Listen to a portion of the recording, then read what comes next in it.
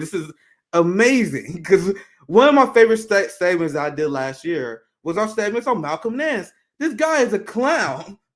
Obviously performative grifter of the highest order. The establishment always call people who resist the two-party duopoly, they love to call RBN, Jimmy Dore, and all these people grifters. No, Malcolm Nance is the textbook definition of a grifter. Stands for nothing, flip-flop on positions all the time, a pro-war neocon, just does whatever it takes for a paycheck. And when he signed up for the Ukraine war, I did a segment months ago where I was like, man, that was an amazing career move. Think about it. If you are an MSNBC contributor like him, if you're part of that community and you selling books, you got 1 million followers on Twitter, all shit lives, all the hashtag, they all love you. You like a celebrity. You like the tallest guy in the room among liberals. And then the Ukraine war hit, and then he's like, bro, I'm gonna capitalize on this. I'm about to go Ukraine. And then when he announced he was going to do that, people was like, oh my God, Malcolm Nance, you're a hero to the American people. You got to look at this. He is literally putting his, he literally showing people how it's done. Like he not just saying he care about Ukraine. He putting his body on the line. And then he came and he did a media tour where he's like, yeah, I know this, I'm going to sacrifice a lot, but I really got to stand. We got to fight against Putin. I was like, dude, I know exactly what he's doing. And it's incredible to watch because I was like, this dude is setting up for the biggest cash grab career move opportunity I've ever seen. And people fell for it. Followers shot up. There were so many op-eds done about the amazing Malcolm Nance. And this thing, let me say this. How do you fuck this up? Because I saw this and I was like, dude, this is unbelievable. So I'm going to get you guys in here because I know you guys have a lot to say, but I'm going to share the headline, the story. This story is amazing, and this is obviously coming from Fox News because CNN. And I was looking at MSNBC, CNN, bro. They are avoiding this like the plague. You have a big scathing report from the New York Times, and that's why I'm pulling up the Fox News report because I'm not fucking paying for a New York Times. Fuck out of here. Anyway, look at this. This is from a New York Times report, by the way. Ex-MSNBC analyst Malcolm Nance contributed to chaos in Ukraine volunteer effort. What? And I'm gonna show you guys some of these videos, these videos later that are hilarious. This guy is at Ukraine, obviously not knowing what the fuck he's talking about. He's doing these reports, obviously not knowing what he's talking about, obviously being performative.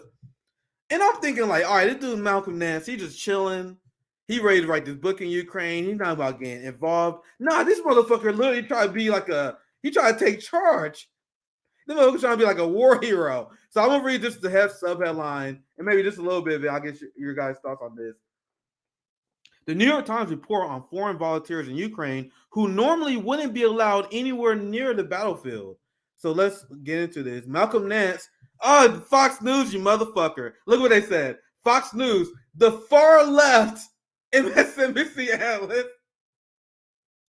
Who wrote this? Oh, my God. Lindsay Kornack, you're drunk. Lindsay Kornack, who are you? You're drunk. Ma'am. Malcolm Nance, the far left MSNBC analyst. You guys think we're not the most propagandized country in the world? This guy literally a military-industrial complex spook, pro-war spook. But according to Fox News, she's far left. So yeah, go ahead, Andrew. Interrupt me anytime, guys. We're just having fun. Go ahead. No, you're good. My point's quick. I was going to say Malcolm Nance always kind of strikes me as an intelligence, operative at some level. He was in naval cryptography, which is basically like decoding transmission. So that is intelligence gathering. And I wouldn't say necessarily that I know, is he in the CIA or not? I mean, this whole move going to Ukraine, I'm pretty sure he is. First place, it could just be like, am I muted? I can hear you. Okay, right on. Yeah, I was just going to say, like, the whole move going to Ukraine in the manner that he did in the first place could definitely be where he's at a lowly post in the overall ecosystem of private intelligence companies and the CIA and all of them. Or it could be that he was sent there, more specifically. Like it might not have been like his directions, right? Someone might have sent him there to do it. But what's so funny is it's like Ukraine in general is a shit show. Everybody's blaming each other. They want to blame Germany for not sending enough tanks to Nazis in Ukraine so that when this whole thing falls apart, they have somebody to blame. And it seems like Malcolm didn't quite get the impact he was hoping for going to Ukraine if they're throwing him under the bus this hard and it's not even over yet. The thing is, imagine how much of a piece of shit he has to be for these stories to be written. Because they wanted this story to work. They wanted this angle to work. They wanted Malcolm Nance to be the Negro face of imperialism. Oh, look at this Negro that signed up to fight for these Nazis in Ukraine. They wanted him to be a hero. But imagine how much of a piece of shit this guy is to make this happen. And when I show you guys these videos I found, and they are hilarious, where this guy is obviously like interjecting himself in a situation he shouldn't be at, talking about stuff he obviously doesn't know what he's talking about. It has to be bad where people are like, man, we about to leak this shit to the media. We can't let this dude become a hero. And that's, I'm just saying, I can only imagine how horrible he has to be allowed this to happen. So anything you want to add, or I can just move on? It's just striking how people need heroes and villains, and they try to create one out of him. But I'm still laughing my ass off about this far left MSNBC. Yeah. What would that make Bernie Sanders? A revolutionary? Oh, that's why they think he's a commie. They was like, bro, Bernie is a fucking Stalinist commie. Michael Prenti endorsed commie. Oh my God.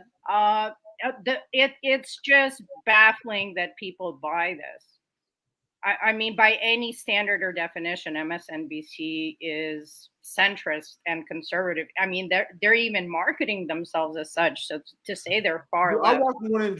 I watched quite a few more than Joe segments. I swear to God, they are better at being right wing than Fox News is. Yes. They did a segment with straight up just pro cop. It wasn't worth doing a segment on. I don't think it's worth doing a segment on. But they did a segment where just literally was just pro cop propaganda, and they do this all the time.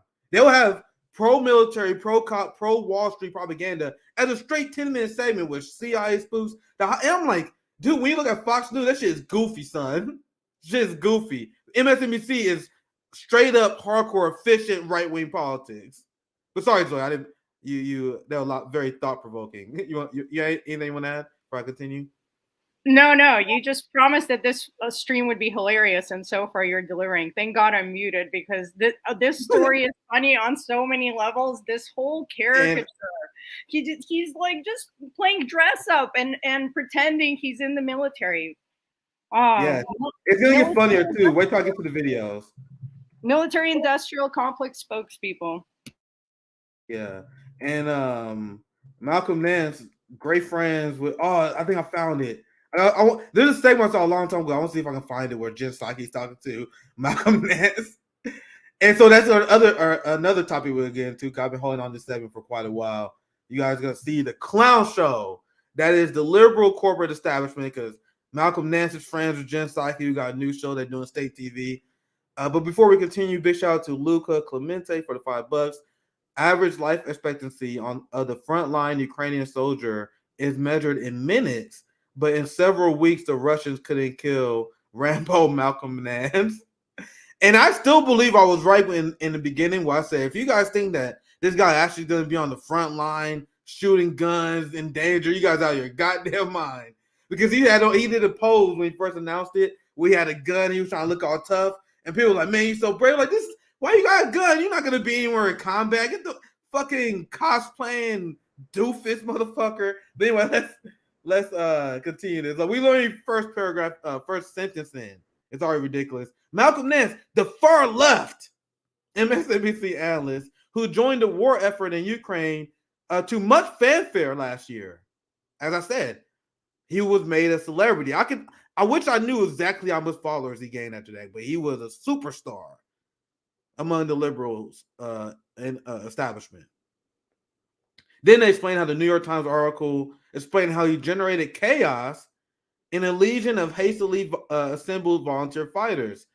They explain how he grabbed headlines after he left MSNBC. The Legion has hastily formed organization by the Ukrainian government that hardly spend time vetting volunteers. Although Nance is a senior, is a former senior chief petty officer for the Navy. He attempted to organize the system. The article suggested his efforts were in vain. They said Malcolm Nance arrived in Ukraine last year and made a plan to bring order and discipline to the Legion. Who does this man think he is? He's like, I'm gonna go to Ukraine. I'm gonna whip these people into shape. And they say instead he became enmeshed in chaos. So I think someone want to chime in. Dude went through basic training in the Navy, sat at a desk decrypting, probably mid-level intelligence, and then showed up in Ukraine with a gun in a volunteer battalion full of cosplayers or whatever mercs, and was like, I'm gonna take charge. Yes. I'm gonna whip your asses into shape, and then completely fucked up. And I think the last thing, just real quick, is like, there's actually probably so many times that this has happened. Like, we need to get the idea out of our heads that the U.S. intelligence agencies are extremely competent. They're like playing 9D chess. What they have is a lot of money and the power of the state to cover up fuck ups like this on a regular basis. But what they are doing right now is they're like, well, we're going to have to blame somebody. Sorry, Mal. We don't fucking like you that much. He has to be. Like, I gave him apparently way too much credit when I first did my segment on this, because I was like, man, this dude is making a credible career move. I thought he would be smart enough just to lay low, come home, write a book, embellish details about what happened. No, this motherfucker really thought he was fucking like a Rambo-like character, like some sort of Dwayne The Rock Johnson, where he's going to go to Ukraine and they're going to fall in line to his order. They're going to get a victory over Russia, and he may run for president one day. Like, man, the audacity of these people. Now, let's continue this because Caitlin Johnstone later found a tidbit from the New York Times article, which is very interesting. So I'll just read just a little bit more of here. They continue today. Mr. Nance, as they say, is involved in a messy, distracting power struggle. Often that plays out on Twitter, where Mr. Nance taunted one former ally as fat and an associate of a verified con artist. And then he also called someone, he accused a pro-Ukraine fundraising group without evidence. He called them Russian spies, which is amazing. Textbook MSNBC liberal shit. This man was in Ukraine working with people that is helping the war effort against Russia, and he still was like, you're a Putin puppet. You're a Putin puppet. He was literally fighting with the Azov battalion and Western Ukrainians, still calling people Putin puppets.